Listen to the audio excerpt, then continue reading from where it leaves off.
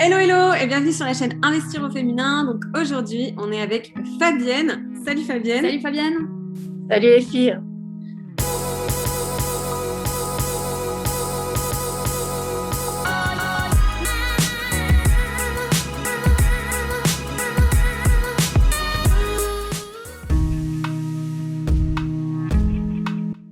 Je suis née un 24 mars à Fréjus dans le Var.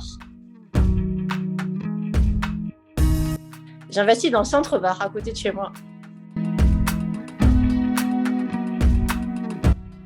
Jusqu'à présent, j'ai fait du locatif uniquement, mais je suis très branchée par l'achat-revente, donc ça va être les prochains projets.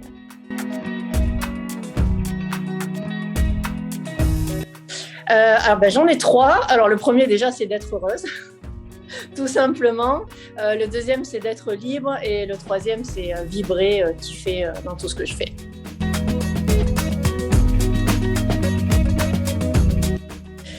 Justement, l'immobilier, pour moi, c'est un vecteur parce que déjà, j'adore ça, c'est ma passion. Donc, ça me permet d'être heureuse.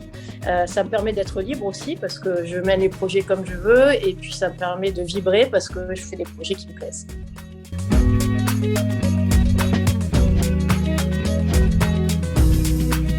En fait, pour moi, ça permet de rééquilibrer les choses parce que, en tout cas pour moi, un investisseur qui soit homme ou femme, il part avec les mêmes cartes en main. En revanche, d'après ce que j'ai vécu personnellement, aussi bien dans la vie que dans l'entreprise, je pense que quand on est une femme, parfois dans certaines circonstances, on part avec justement un petit train de retard. Investissez! Alors, Fabienne, est-ce que tu veux bien nous expliquer quelles sont tes activités aujourd'hui, ta ou tes activités? D'accord. Alors, je vis de l'immobilier depuis 2014. Donc, c'est 100% mon activité. J'ai 3 activités dans l'immobilier. La première, c'est que j'investis. Donc, j'investis seule et en nom propre depuis 2003. La deuxième activité, c'est que j'ai créé une agence immobilière en 2014 qui s'appelle Rivière à Bastide et avec laquelle je loue des maisons de vacances et des domaines pour des événements style mariage ou autre dans le sud de la France. Donc là, ce sont des biens qui appartiennent à d'autres propriétaires. Et la troisième activité, depuis quelques mois, je suis coach. Donc j'aide les femmes à investir dans l'immobilier de façon sereine. Donc toi, tu es affranchie depuis 2014. Exactement. Je suis affranchie de mon job depuis 2012, mais je vis de l'immobilier depuis 2014. Parce qu'avant, j'ai créé un autre business qui n'a rien à voir. D'accord, ok, ça marche. Est-ce que tu peux nous dire au départ pourquoi est-ce que tu as investi dans l'immobilier? Comment tu en es venue là? Ouais. J'ai toujours adoré l'immobilier. Je sais que quand j'étais petite, quand je voyais des belles maisons, j'avais envie de rentrer à l'intérieur pour voir comment c'était. Je me souviens aussi avoir une discussion quand j'étais en école de commerce avec une fille que j'admirais beaucoup, une femme, et je lui ai demandé qu'est-ce que tu fais dans la vie. Elle m'a dit je suis rentière. Et j'avais trouvé ça fascinant. Mais pour moi, rentier, c'était quelqu'un qui a hérité, qui a de l'argent de famille ou alors qui est bien marié. Et j'avais toujours regardé ça dans un coin de ma tête comme un rêve inaccessible. Et puis quand j'ai commencé à bosser à l'étranger dans des grosses sociétés, mon père me disait tu sais, parce que lui voulait que je sois prof, donc pour la sécurité de l'emploi. Et moi j'ai choisi une voie beaucoup plus risquée. Et il m'a dit fais attention parce que dans ton métier on ne dure pas, à 40 ans plus personne veut de toi. Donc je fais ok, d'accord. Et puis en fait il avait raison, parce que je crois peut-être 26 ou 27 ans, j'ai failli me faire licencier, mais pour des raisons purement politiques. Et là, j'ai pris conscience de ce qu'il me disait et je dis ok, donc j'ai acheté un premier appart. Donc ça, c'était quand j'étais à Milan. J'ai acheté un appart en France et puis après, je me suis pris de passion, évidemment. J'ai vu que c'était possible et j'ai continué. Donc, du coup, ce que tu veux dire, le tout premier, c'était un petit peu pour rechercher la sécurité, en fait? Exactement. C'était avoir un patrimoine vraiment en backup pour que s'il se passe quoi que ce soit dans mon boulot, je ne me retrouve pas sans rien. Okay. Mais dans ma tête, c'était plutôt sur 45, 50 ans, mais ça arrivait plus vite que ce que je pensais. Ok, génial. Alors, du coup, comment tu as ciblé les secteurs où tu as investi au démarrage? En fait, ça s'est fait naturellement parce que comme quand j'ai acheté mon premier appart, j'étais à Milan. J'avais regardé, mais c'est une ville qui est très chère. Et puis en plus, je ne savais pas combien de temps j'allais rester. Donc je ne me sentais pas d'acheter un appart si je devais déménager un an plus tard. Donc ce que j'ai fait, c'est que j'ai acheté dans ma ville d'origine, en France. Ça me sécurisait parce que comme j'avais des personnes de confiance, je savais que s'il y avait quoi que ce soit, elles pouvaient intervenir sur place. Okay. Et c'était une ville qui était quand même relativement rentable. Donc finalement, c'était pas mal. Et donc, du coup, si j'ai bien compris, tu as expérimenté finalement l'achat à distance, enfin l'investissement à distance. Tu étais en Italie et que tu as fait ton premier investissement en France. Ouais, c'est ça. Ok, démarrer carrément à l'étranger, quoi. Pas de rien. C'est top. Est-ce que tu peux nous expliquer qu'est-ce que tu exploites aujourd'hui comme investissement immobilier? Qu'est-ce que tu fais exactement? Ouais, alors je fais du locatif uniquement. Au début, je faisais du locatif meublé longue durée. Et puis, j'ai commencé la LCD. Et là, franchement, j'ai plus envie de faire de locatif longue durée parce que pour moi, la liberté, c'est aussi la liberté de disposer de mes biens. Et quand c'est en longue durée, vous ne savez pas quand est-ce que vous allez récupérer le bien, dans quel état. Et au pire, si le locataire veut bien vous payer. Donc, moi, ça me stresse un peu quand même. Non, c'est intéressant. Donc, toi, tu fais que de la LCD, en fait. Quand je peux, je fais la LCD. Enfin, pour moi, le parc immobilier parfait, ça sera de faire un mix d'achat-revente et de LCD. Parce qu'après, j'aurai du cash que je pourrais faire fructifier. Mais personnellement, je serais plus sécurisée d'avoir du cash que je fais fructifier sur des ETF ou des choses comme ça, plutôt que des appartements avec des locataires qui payent sur la longue durée. D'accord. Mais voilà, c'est vraiment un choix personnel. Ok. C'est intéressant parce que du coup, c'est un petit peu à contre-courant, entre guillemets, de plusieurs nanas qu'on a interviewées qui pensent qu'en fait, finalement, la longue durée, c'est justement plus sécurisant et que la LCD, c'est plus risqué. Donc, c'est hyper intéressant d'avoir un autre point de vue, en fait. Ouais. J'ai fait les deux. Mais bon, après, voilà, moi, j'aime bien pouvoir disposer de mes biens. Après, voilà, c'est ma passion, donc j'ai aussi un rapport avec mes biens. Mais pour moi, il n'y a pas vraiment d'inconvénient à faire de la LCD, en fait. Parce que voilà, j'ai plein d'avantages. Et puis, au pire, si vous voulez, pour une raison ou une autre, passer en longue durée, vous pouvez. Alors que quand vous êtes en longue durée, il y a toujours des contraintes. Pour vendre le bien, déjà, il faut attendre. Et pour pouvoir faire de la courte durée, vous n'avez pas le droit, vous êtes obligé d'attendre que le locataire s'en aille. Et puis quand vous réfléchissez bien, on ne va peut-être pas tout dérouler, mais en courte durée, vous pouvez mettre en place des règles que vous n'avez pas le droit de mettre en place en longue durée. En courte durée, vous pouvez louer un studio, ils peuvent se retrouver à 5, fumeurs, peindre les murs d'une autre couleur, avoir des animaux tant que vous voulez, et vous ne pouvez rien dire. Alors qu'en LCD, c'est arriver à telle heure, nombre de personnes maximum, fête interdite, fumeur interdit, enfin voilà, vous y posez du bien vraiment comme vous le souhaitez. Et moi, j'ai une question, du coup, c'est en termes de dégradation des biens en courte durée. Parce qu'on entend que du coup, le mobilier souffre plus, la literie, qu'il faut du mobilier solide parce que les gens, des fois, tu as aussi des personnes qui viennent faire la fête et qui pètent la moitié de l'appart. Est-ce que tu as un avis par rapport à ça? Alors, c'est vrai que ça ne m'est jamais arrivé d'avoir des gens qui me cassent tout l'appart. Je connais des personnes à qui c'est arrivé et il faut se dire que ça va arriver à un moment ou l'autre, mais moi, ça ne m'est jamais arrivé. Donc, forcément, par rapport à ça, je ne suis pas inquiète. En revanche, moi, j'ai eu l'inverse. J'ai eu des gens qui m'abîment l'appartement en longue durée. D'accord. C'est pas parce que c'est la courte durée qu'ils vont plus vous l'abîmer. Et je dirais même, personnellement, je suis convaincue du contraire. Parce que c'est vrai que si vous avez un appartement qui est en mauvais état, forcément, vous allez avoir les locataires que vous méritez. Mais ce n'est pas parce que vous avez un appartement qui est joli et bien décoré qu'il va être rendu dans un bon état. Et justement, les gens, ils vont habiter pendant peut-être, disons, un studio, ne serait-ce que même 1 an ou 2. Il y a des gens qui ne font jamais le ménage. Il y a des gens qui n'entretiennent pas. Moi, mon ancien logement, le locataire, il est resté 1 an. Il était dans un état hallucinant. Alors que quand vous louez en courte durée, les gens ils vont rester 2-3 nuits, 1 semaine. À part si vous tombez sur des malades, la probabilité qu'ils vous abîment l'appartement en 2-3 jours ou 1 semaine, elle est quand même assez faible. Et moi, ça fait maintenant, ça fait 8 ans que je fais la courte durée. Donc, j'ai eu des exemples chez moi, chez mes clients. Je ne dis pas que ça n'arrivera pas, mais voilà, moi je sais que aussi en courte durée, quand vous avez un souci avec le locataire, vous savez qu'il va durer, il va partir à un moment donné. Donc, même si vous tombez sur un chiant pendant 2 semaines, vous savez que dans 2 semaines, il est parti. Vous récupérez le bien. Au pire, il est abîmé, vous le réparez.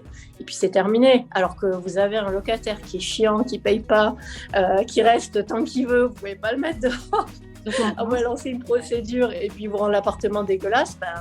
Je suis désolée, mais la rentabilité, elle part. Parce que, à moins que vous soyez maçon et que vraiment, vous arrivez à faire les réparations vous-même. Mais s'il faut mettre en état un appartement, vous pouvez vite lâcher 5 ou 10 000 euros. Et ça, avant de les regagner en cash flow, je pense que ça prend du temps. Okay, top. Donc, je pense qu'il n'y a pas de bonne réponse, en fait. Voilà. C'est vraiment selon le ressenti de chacun. Il y a des gens qui sont sécurisés par la longue durée, d'autres par la courte durée. Mais je ne suis pas d'accord de dire qu'en courte durée, c'est plus risqué. Là, franchement, pas du tout. Et j'avais une autre question par rapport à l'exploitation courte durée. Dans le contexte de ces 2 dernières années au niveau Covid, comment est-ce que tu as géré la situation? Est-ce que ça a eu un impact pour toi? Comment ça s'est passé? Pas vraiment parce que je faisais beaucoup de locations saisonnières. Donc sur la location saisonnière, comme l'année dernière, on a été déconfinés juste avant la saison. Au contraire, il y a eu une explosion. Moi, j'ai des clients où j'ai fait une meilleure année que toutes les années précédentes. Donc ça n'a pas du tout été un souci. Après, sur la location, moi, quand on était confinés, j'avais pas d'appart en courte durée à ce moment-là. Mais j'en avais pendant le 2e confinement et j'ai pas vécu de situation spéciale parce que non, d'ailleurs au contraire, j'ai même réussi à louer des villas sur des longues durées. Par exemple, on était confinés 1 mois, il y a des gens qui sont venus dans la villa pendant 1 mois, voilà. Et sur les petites surfaces, pas vraiment non plus parce que souvent c'était des personnes qui venaient pour travailler, donc elles avaient le droit de venir. D'accord. Alors, est-ce que tu penses qu'il est plus difficile d'investir quand on est une femme? Est-ce que ça change quelque chose pour toi? Alors, pour moi, si on est une femme célibataire ou un homme célibataire, je ne vois pas la différence. En revanche, si vous êtes une femme avec des enfants et que vous êtes seule ou que vous n'avez pas un conjoint qui vous aide, là, forcément, c'est plus difficile. D'accord, ok. Donc, c'est plus l'aspect familial qui, selon toi, fait une différence. Ouais, je pense. Parce que je vois beaucoup d'investisseurs qui sont mariés avec des enfants, mais eux, quand ils partent en mastermind, en visite, ils ont une femme qui s'occupe de l'intendance. Alors que l'inverse, ça devrait être le cas, mais c'est un peu moins vrai. D'accord. Alors, du coup, ça fait une belle transition pour la question d'après. C'est quoi ta situation familiale? Je vis en concubinage et j'ai un petit garçon de 4 ans. Et j'ai un conjoint qui n'investit pas du tout dans l'immobilier, c'est pas vraiment son truc. Mais en revanche, il respecte ma passion et il me laisse le temps justement pour faire mes visites, faire ce que j'ai à faire et il m'aide aussi psychologiquement quand j'ai besoin de parler. Donc, je dis que j'ai de la chance parce que je sais que c'est pas le cas de tout le monde, mais pourtant, ça devrait être la norme. Ok, top. Donc, il garde ton petit quand tu vas en visite. En mastermind. Exactement. Et en mastermind aussi, ouais. C'est bon ça. Et du coup, tu dis que ça l'intéresse pas l'immobilier. Du coup, ce que tu disais un moment tout à l'heure, tu investissais en nom propre. Donc, tu investis seule ou tu investis en couple? Ah non, toute seule. Toute seule, ok, ça marche. Et alors, j'ai encore une autre question. D'un point de vue dossier bancaire, il te demande quand même les informations sur ton concubin ou pas quand tu fais tes investissements? Non, on n'est pas paxé, donc c'est comme si j'étais seule. Ouais. Ok, ça marche. Qu'est-ce que tu détestes dans l'immobilier? Alors, c'est pas l'immobilier, c'est pas dans l'immobilier, c'est plus les personnes qu'on rencontre. Ah ouais. Y a beaucoup de personnes qui sont malhonnêtes et quand on a l'expérience, on pose les bonnes questions, justement, on anticipe au maximum. Et il y a beaucoup de gens qui vous racontent n'importe quoi et qui n'hésitent pas à mentir quand on leur pose une question. Le problème, c'est qu'après, vous vous en rendez compte quand vous recevez les documents avant d'aller chez le notaire ou au moment du compromis. Et là, vous avez perdu peut-être 1 mois ou 2 dans le process. Alors que si vous avez dit la vérité depuis le début, ça aurait évité que tout le monde perde du temps. Et moi, ça m'est arrivé assez souvent. Donc, je me dis, voilà, ils tentent le coup en se disant, on va voir, sur un malentendu, ça peut marcher. Sauf que quand vous tombez sur quelqu'un qui a l'expérience, il découvre le problème. Et c'est frustrant parce que l'agent immobilier a perdu du temps, le propriétaire aussi, moi aussi, et ça ne sert à rien, quoi. Donc, pour moi, ça, c'est vraiment un fléau. Et à contrario, qu'est-ce que tu adores en fait dans l'immobilier? Ce que j'adore, pour moi, c'est un projet entrepreneurial. Donc, c'est vraiment la liberté de créer quelque chose qu'on veut selon ses conditions. On réalise les projets qu'on veut avec les personnes qu'on veut. Enfin, c'est vraiment une liberté, une autonomie totale. J'adore quand je travaille avec des artisans, par exemple, que je ne connais pas et j'arrive sur le chantier, le travail est bien fait, ils ont avancé. Il y a une vraie relation qui se crée de confiance. Je trouve que humainement, c'est génial aussi. Et puis après, la petite cerise sur le gâteau, c'est quand vous faites de la LCD. Et puis, le soir à 23h10, vous recevez une notification sur le téléphone. Jürgen a réservé du temps au temps, 5 872 €. Là, c'est mieux que de gagner au casino. Ouais, c'est génial. En fait, souvent les personnes qu'on interviewe et qui font de la LCD nous parlent souvent de ce truc-là un petit peu magique de recevoir des réservations tout au long de la journée et de la nuit. Ah ouais, ça c'est génial. Peut-être que tu es vite accro à ce genre de truc. Oui, je pense. Mais il y a un petit côté, à mon avis, dopamine ou endorphine, puisque laquelle des deux. Ouais, c'est clair. Stimulation, comme une notification en fait, des réseaux sociaux. Complètement, ouais. Tes LCD, du coup, tu les gères toi ou tu as délégué la gestion? Comment tu procèdes? Alors ça, c'est une question philosophique pour moi. Mais bon, tant pis, on est là pour dire la vérité. Donc, personnellement, je vois un intérêt limité à prendre une conciergerie. D'accord. Déjà, de une, parce que mon métier, c'est la location de courte durée. Je fais ça aussi pour d'autres clients. Donc, trouver des locataires, etc., je maîtrise. D'ailleurs, j'ai une énorme maîtrise des plateformes. En l'occurrence, Airbnb, je connais tout. Donc, je sais exactement ce qu'il faut faire pour trouver des locataires. Et je ne pense pas qu'une conciergerie ait mes connaissances. Et après, il y a la partie purement logistique. Donc déjà, je trouve que c'est difficile de trouver quelqu'un qui est aussi bon du point de vue commercial que du point de vue logistique, parce que ce sont deux métiers qui sont complètement différents. Et je trouve que quand on a une conciergerie, c'est très difficile financièrement d'arriver à être rentable sur cette partie ménage et accueil, parce qu'il faut être disponible, il faut gérer des équipes avec tous les aléas que ça engendre. Et justement, maintenant que les clés peuvent être remises de façon automatique et que de toute façon, le ménage, forcément, on n'a pas envie de s'en occuper, donc il suffit de trouver des équipes de ménage. Je ne vois pas trop l'intérêt de passer par une conciergerie qui va prendre 25% finalement pour une valeur ajoutée qui n'est pas réelle. Alors c'est sûr que si on n'a pas du tout le temps de s'en occuper, si on ne veut pas se former à la location courte durée, là il vaut mieux déléguer. Mais si on est formé, qu'on sait comment trouver les locataires, qu'on arrive à trouver des équipes de ménage et puis des personnes pour la maintenance, parce que c'est pareil, si vous avez un problème d'électricité ou de plomberie, c'est pas la conciergerie qui va s'en occuper, ce sont des professionnels. Donc, pour moi, gérer ça ne nécessite pas de faire appel à une société. Ok. Donc, tu délègues... J'espère ne froisser personne, mais... Non, tu délègues uniquement la partie ménage. Ouais.